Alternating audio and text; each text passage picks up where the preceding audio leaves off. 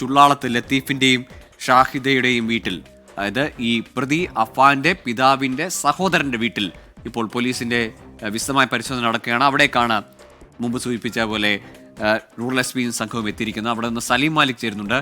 സലീം, ഇന്ന് രാവിലെ മുതൽ വൈകുന്നേരം വരെ, ഏതാണ്ട് 10 മണി മുതൽ 6 മണി വരെയുള്ള സമയത്തിനിടയിൽ എപ്പോഴൊക്കെയോ നടന്ന കൊലപാതകങ്ങളാണ് എന്നാണ് പോലീസിന്റെ നിഗമനം.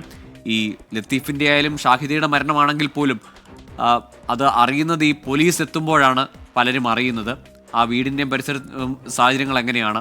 ഒപ്പം ഈ ബന്ധുക്കളൊക്കെ എത്തിയിട്ടുണ്ടോ? 2 പെൺമക്കളാണ് ലത്തീഫിനും ഷാഹിദയ്ക്കും ഉള്ളതെന്നാണ് മനസ്സിലാക്കുന്നത്. ലത്തീഫിനെയും ഷാഹിദയും എന്തിനിയാൾ കൊലപ്പെടുത്തി, അല്ലെങ്കിൽ അഫാൻ ഇവരോടുള്ള വൈരാഗ്യം അത് എന്തിൻ്റെ പേരിലായിരുന്നു എന്നത് സംബന്ധിച്ച് എന്തെങ്കിലും സൂചന അല്ലെങ്കിൽ ഊഹം ആ ബന്ധുക്കൾക്കെങ്കിലും ഉണ്ടോ?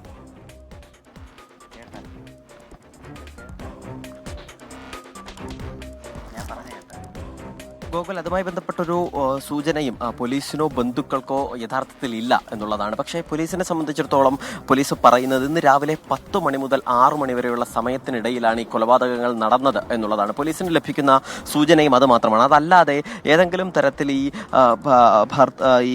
പിതൃ സഹോദരനെയോ അതല്ലെങ്കിൽ അദ്ദേഹത്തിന്റെ ഭാര്യയോ കൊലപ്പെടുത്തേണ്ട കാര്യം ഏതെങ്കിലും നിലയിൽ പോലീസിനും കണക്ട് ചെയ്തെടുക്കാൻ കഴിയുന്നില്ല. അതുകൊണ്ട് തന്നെ ഇതിൽ പോലീസ് നിലവിൽ നേരിടുന്ന ഏറ്റവും വലിയ പ്രതിസന്ധി പൂർണ്ണമായും പ്രതിയുടെ മൊഴിയെടുക്കാൻ കഴിഞ്ഞിട്ടില്ല എന്നുള്ളതാണ്. അത്ര നല്ല ഒരു ആരോഗ്യസ്ഥിതിയിലായിരുന്നില്ല പ്രതിയെ ഈ പോലീസിന് മൊഴിയെടുക്കാനുള്ള പ്രാഥമിക വിവരശേഖരണത്തിന് ലഭിച്ചത്. അതുകൊണ്ട് തന്നെ അദ്ദേഹത്തെ ആശുപത്രിയിലേക്ക് ആക്കുകയുമായിരുന്നു. അതിന് പിന്നാലെ മറ്റു കാര്യങ്ങളെല്ലാം പരിശോധിച്ചതിന് ശേഷം മാത്രമേ ഈ പ്രതിയിൽ നിന്ന് വിശദമായൊരു മൊഴി രേഖപ്പെടുത്താൻ പറ്റൂ. അങ്ങനെ ആ ഒരു സാഹചര്യമാണ് പോലീസ് നിലവിൽ പരിശോധിച്ചു വരുന്നത്. അതുകൊണ്ട് തന്നെ നാളെ ആശുപത്രിയിൽ നിന്ന് ഡിസ്ചാർജ് ആയതിനു ശേഷം വിശദമായൊരു മൊഴി രേഖപ്പെടുത്തി അതിനുശേഷം ഒരു കൺക്ലൂഷനിലേക്ക് പോകാം എന്നുള്ളതാണ് പോലീസിന്റെയും നിലപാട്. ഇപ്പോൾ പോലീസ് 2 സാധ്യതകളാണ് പരിശോധിക്കുന്നത്. അത് ഒന്ന്, ഈ പ്രണയം അംഗീകരിക്കാത്തതിനെ ചൊല്ലിയുള്ള പക; 2, പ്രതിയുടെ പ്രാഥമിക മൊഴി പ്രകാരമുള്ള സാമ്പത്തിക ബാധ്യതയെ തുടർന്നുള്ള ആത്മഹത്യാ ശ്രമം എന്നുള്ളതാണ്. ഈ 2 സാധ്യതകളിലും പോലീസ് 2 സാധ്യതയും തള്ളിക്കളയുന്നില്ല. പക്ഷേ അങ്ങനെ 2 സാധ്യത പരിശോധിക്കുമ്പോഴും അതിലേക്ക് ബന്ധുക്കളെ ഉൾപ്പെടെയുള്ള പല വഴികളിൽ കിടക്കുന്ന ബന്ധുക്കളെ ഉൾപ്പെടെ കൊലപ്പെടുത്തിയത് എങ്ങനെ, എന്തിന് എന്നുള്ളൊരു ചോദ്യം പോലീസിനെ സംബന്ധിച്ചിടത്തോളം നമുക്ക് ഉള്ളതുപോലെ തന്നെ നിലവിലുണ്ട്. കാരണം ഇന്ന് രാവിലെ 10 മണിയോടുകൂടിയാണ് ആദ്യം ഈ ഇവിടെയുള്ള പാങ്ങോടുള്ള വീട്ടിലേക്ക് പോയി പിതൃമാതാവിനെ ഈ പ്രതി കൊലപ്പെടുത്തുന്നത്. അതിനുശേഷമാണ് ഈ അഫാൻ അവിടെ നിന്നും എത്തി, അവിടെ നിന്നും ആ സ്കൂട്ടറിൽ തന്നെ തിരിച്ചെത്തി ഇവിടെയുള്ള ഈ ചുള്ളാളത്തുള്ള വീട്ടിലേക്ക് വരികയും ഈ ബന്ധുക്കളെ 2 ബന്ധുക്കളെയും കൊലപ്പെടുത്തുകയും ചെയ്യുന്നത്. ഇവരെ കൊലപ്പെടുത്തിയത് ഏത് സമയത്താണ് എന്നുള്ളതിൽ പോലും ഇപ്പോഴും ഒരു വ്യക്തതയില്ല. അത് നാളെ പോസ്റ്റ്മോർട്ടം റിപ്പോർട്ട് കൂടിയൊക്കെ വന്നതിന് ശേഷം മാത്രമേ സമയത്തിൽ ഉൾപ്പെടെ വ്യക്തത വരികയുള്ളൂ. പക്ഷേ പ്രാഥമികമായി ലഭിക്കുന്ന സൂചന പ്രകാരം വൈകുന്നേരം സമയത്തോടു കൂടിയാണ് എന്നുള്ളതാണ് നമ്മൾ മനസ്സിലാക്കുന്നത്. അതിനുശേഷം ഈ കൊലപാതകം നടത്തിയതിന് ശേഷം വീട്ടിലേക്ക് എത്തി ഈ സഹോദരനുമൊത്ത് പുറത്തുപോയി ഭക്ഷണം കഴിച്ച് അതിനുശേഷം വീട്ടിലേക്ക് പോയി അവിടെ വെച്ച് മറ്റുള്ളവരെ കൂടി കൊലപ്പെടുത്താൻ ശ്രമിക്കുകയും ചെയ്തു എന്നുള്ളതാണ് പ്രാഥമികമായി മനസ്സിലാക്കുന്നത്. അങ്ങനെയെങ്കിൽ ഒരു വലിയ ആസൂത്രണവും ഇതുമായി ബന്ധപ്പെട്ടുണ്ട് എന്നുള്ള കാര്യത്തിലും പോലീസ് സംശയിക്കുന്നുണ്ട്. അതിന് ദിവസങ്ങൾ നീണ്ട ആസൂത്രണമുണ്ടോ എന്നതുൾപ്പെടെയുള്ള കാര്യങ്ങളും പോലീസ് പരിശോധിക്കുകയും ചെയ്യുന്നുണ്ട്. ഈ പ്രദേശത്ത്, അതായത് ഈ ചുള്ളാളത്തെ ഈ വീട്ടിൽ ഈ വിരമിച്ച സൈനികൻ കൂടിയായ ലത്തീഫും അദ്ദേഹത്തിന്റെ ഭാര്യയുമായിരുന്നു ഉണ്ടായിരുന്നത്. ഇവിടെ ഈ ഒരു ആൾ അങ്ങനെ അധികത്തിൽ പുറത്തുവിടുന്ന ശബ്ദം പോലും പുറത്തു കേൾക്കാൻ കഴിയുന്ന ഒരു സ്ഥലമല്ല. ഇവിടെ ഈ വീട് കഴിഞ്ഞൊരു 30 മീറ്റർ പുറത്താണ് അടുത്ത വീടുള്ളത്. അതുകൊണ്ട് തന്നെ ഇവിടെ ഒരു വലിയ ഒച്ചയുണ്ടായാൽ അത് ഒരു പുറത്തങ്ങനെ എളുപ്പത്തിൽ അറിയുന്ന ഒരു സാഹചര്യമില്ല. മാത്രമല്ല ഇതിന് തൊട്ടപ്പുറത്തൊരു വാട്ടർ ടാങ്കും അതുമായി ബന്ധപ്പെട്ട് ചില സാമൂഹ്യ വിരുദ്ധരുടെ ശല്യവും ഇവിടുത്തെ നാട്ടുകാർ തന്നെ പറയുന്നുണ്ട്. അതുകൊണ്ട് തന്നെ വൈകുന്നേരം സമയങ്ങളിൽ ഇവിടേക്ക് അധികം ആളുകൾ വരാറുമില്ല. അങ്ങനെയുള്ള ചില പ്രശ്നങ്ങളൊക്കെ ഉണ്ട്. അതുകൊണ്ട് തന്നെ അതുമായി ബന്ധപ്പെട്ട് ഈ പോലീസ് ആ സമയത്ത് ഏതെങ്കിലും തരത്തിൽ ശബ്ദമോ മറ്റോ ആളുകൾ കേട്ടിരുന്നതുമില്ല. പിന്നീട് ഈ വാർത്തയായതോടുകൂടി ഇത്തരത്തിൽ ഈ പ്രതി തന്നെ നൽകിയ മൊഴിക്കനുസരിച്ചാണ് ഇവിടേക്ക് ആളുകൾ എത്തുകയും ചെയ്യുന്നത്. അങ്ങനെയാണ്, അതായത് ഈ വൈകുന്നേരത്തോടുകൂടി വൈകുന്നേരം 6 മണിക്ക് ശേഷം ഒരു പ്രതി വെഞ്ഞാറമൂട് പോലീസ് സ്റ്റേഷനിലേക്ക് വരുന്നു. വന്നതിന് ശേഷം 3 ഇടങ്ങളിലായി 6 പേരെ താൻ കൊലപ്പെടുത്തി എന്ന് പറയുന്നു. സ്വാഭാവികമായും പോലീസ് ഉൾപ്പെടെ അവിശ്വസിച്ച കാര്യമാണ്. കാരണം മാനസിക പ്രശ്നം മൂലം എന്തൊക്കെയോ പിച്ചുമ്പയും പറയുന്നു എന്നുള്ളതാണ് പ്രാഥമിക ഘട്ടത്തിൽ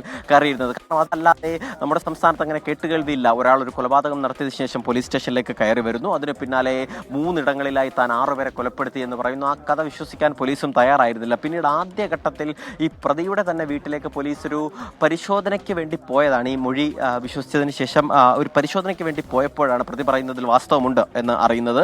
അങ്ങനെ മറ്റ് പോലീസ് സ്റ്റേഷൻ പരിധികളിലേക്ക് കൂടി, പാങ്ങോട് പോലീസ് സ്റ്റേഷൻ ഉൾപ്പെടെയുള്ള പോലീസ് സ്റ്റേഷൻ പരിധികളിലേക്ക് കൂടി ഈ കാര്യങ്ങൾ അറിയിക്കുകയും രണ്ടിടത്തും പോയപ്പോഴാണ് ഞെട്ടിക്കുന്ന അങ്ങേയറ്റം ദാരുണമായ ഒരു കൊലപാതകത്തിൻ്റെ ഈ വിവരങ്ങൾ പുറത്തു വരുന്നത്. അങ്ങനെയാണ് പ്രതി പറഞ്ഞത് ഏറെക്കുറെ സത്യം എന്ന നിലയിലേക്ക് കൂടി എത്തുന്നത്. പക്ഷേ പ്രതി പറഞ്ഞതിൽ ഈ കൊലപ്പെടുത്തി എന്നുള്ളതും അത് 3 സ്ഥലത്താണെന്നും 6 പേരെ കൊലപ്പെടുത്താൻ ശ്രമിച്ചു എന്നുള്ളതും, പ്രതി 6 പേരും കൊല്ലപ്പെട്ടു എന്നായിരുന്നു വിശ്വസിച്ചിരുന്നത്. അങ്ങനെയൊക്കെ സത്യമാണെങ്കിൽ പോലും പ്രതി പറഞ്ഞ കാരണം പോലീസ് വിശ്വസിച്ചിട്ടില്ല. കാരണം പ്രതി പറയുന്നത് ഈ പ്രതിക്ക് സാമ്പത്തിക ബാധ്യതയുണ്ടായിരുന്നു, ഗുരുതരമായ സാമ്പത്തിക ബാധ്യതയുണ്ടായിരുന്നു, അതുകൊണ്ടാണ് കൊല നടത്തിയത് എന്നുള്ളതാണ്. പക്ഷേ അത് വിശ്വസിക്കാതിരിക്കാനുള്ള പ്രധാനപ്പെട്ട കാരണം, അങ്ങനെ സാമ്പത്തിക ബാധ്യതയുണ്ട്, ആ സാമ്പത്തിക ബാധ്യതയെ തുടർന്നുള്ള കുടുംബം ഉൾപ്പെടെയുള്ള ഒരു ആത്മഹത്യയ്ക്കായിരുന്നു ശ്രമം നടത്തിയതെങ്കിൽ എന്തുകൊണ്ട് ഈ വീടിന് കുറച്ചല്പം മാറി താമസിക്കുന്ന ബന്ധുക്കളെയൊക്കെ കൊലപ്പെടുത്തുന്നത്, പ്രത്യേകിച്ച് ഒരു 90-കാരിയായ പിതൃ മാതാവിനെ ഉൾപ്പെടെ കൊലപ്പെടുത്തുന്നത് എന്തിന് എന്നുള്ളൊരു ചോദ്യം പോലീസിനെ സംബന്ധിച്ചിടത്തോളം ഉണ്ട്. പിന്നീട് പോലീസ് സംശയിക്കുന്നത് അങ്ങനെ ഒരു സാമ്പത്തിക ബാധ്യതയുണ്ടെങ്കിൽ ആ സാമ്പത്തിക ബാധ്യതയിൽ പെട്ടുഴറിയപ്പോൾ സഹായിക്കാത്തത് കൊണ്ടാണ് ബന്ധുക്കളെ കൊലപ്പെടുത്തിയത് എന്നുള്ളൊരു സംശയം പോലീസിനെ സംബന്ധിച്ചിടത്തോളം ഉണ്ട്. പക്ഷേ അതൊക്കെ ആദ്യഘട്ടത്തിലെ പ്രാഥമികമായ ഒരു സംശയത്തിൽ മാത്രമാണ്. രണ്ടാമത്തെ പോലീസ് പ്രധാനമായും സംശയിക്കുന്നത് ഈ പ്രണയപ്പക എന്നുള്ളതാണ്. അതായത് പ്രണയം, ഈ അഫാൻ ഒരു പ്രണയമുണ്ടായിരുന്നു, ആ പ്രണയം ആ പെൺകുട്ടിയെ വിളിച്ചു കൊണ്ടുവന്നു.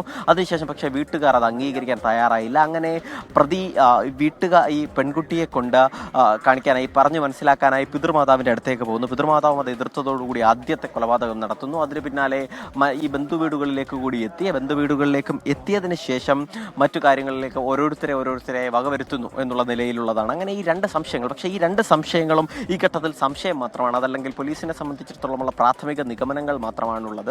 അതിലൊരു വ്യക്തത വരണമെങ്കിൽ ഈ കൊല്ലപ്പെട്ട സമയം ഉൾപ്പെടെയുള്ള ഓരോ കാര്യങ്ങളിലും വ്യക്തത വരികയും വേണം. അതിന് പോസ്റ്റ്മോർട്ടം റിപ്പോർട്ട് നിർണായകമാണ്. ഈ ലത്തീഫിൻ്റെതും ഭാര്യയുടേതുമായ പോസ്റ്റ്മോർട്ടം നടപടികളൊക്കെ നാളെ നടക്കും. നാളെ ഇൻക്വസ്റ്റ് നടപടികൾ ഉൾപ്പെടെ നടക്കും. ഇവിടെ നിന്നും മൃതദേഹം ഉൾപ്പെടെ ഇവിടെ തന്നെ സൂക്ഷിച്ചിരിക്കുകയാണ്. ഇന്ന് രാത്രി അങ്ങനെ തന്നെ സൂക്ഷിക്കും എന്നാണ് ഇപ്പോൾ റൂറൽ SP പറഞ്ഞിരിക്കുന്നത്. റൂറൽ SP ഇപ്പോൾ ഈ വീട്ടിലുണ്ട്. പോലീസുകാരുമായി കൂടിയാലോചിക്കുകയും പരിശോധന നടത്തുകയുമാണ്. അതിനുശേഷം നാളെ പുലർച്ചയോടുകൂടി ഇവിടേക്ക് എത്തി ഇൻക്വസ്റ്റ് നടപടികൾ ഉൾപ്പെടെ നടത്തും എന്നാണ് മനസ്സിലാക്കുന്നത്. അതിനുശേഷം ഈ കൊല്ലപ്പെട്ട 5 പേരിൽ 4 പേരുടെയും മൃതദേഹം നാളെ ഒരേ പള്ളിയിലാകും സംസ്കരിക്കുക എന്നുള്ളതാണ് മനസ്സിലാക്കുന്നത്. താഴെ പാങ്ങോട് ജുമാ മസ്ജിദിലായിരിക്കും ഈ 4 പേരുടെ കബറടക്കം എന്നുള്ളതാണ്. അതിൻ്റെ സമയം ഉൾപ്പെടെയുള്ള കാര്യങ്ങളൊക്കെ ഇനിയേ തീരുമാനിക്കും. അതിന് ആദ്യം ഇൻക്വസ്റ്റ് നടപടികൾ പൂർത്തിയാകണം. അതിനുശേഷം പിന്നീട് പോസ്റ്റ്മോർട്ടം നടപടി, മറ്റ് നടപടികൾ, പോലീസ് നടപടിക്രമങ്ങളൊക്കെ പൂർത്തിയായതിനു ശേഷമാകും അത്തരത്തിലുള്ള കാര്യങ്ങളിലേക്ക് കടക്കുകയും ചെയ്യുക. നിലവിൽ മെഡിക്കൽ കോളേജ് ആശുപത്രിയിൽ ചികിത്സയിലുള്ള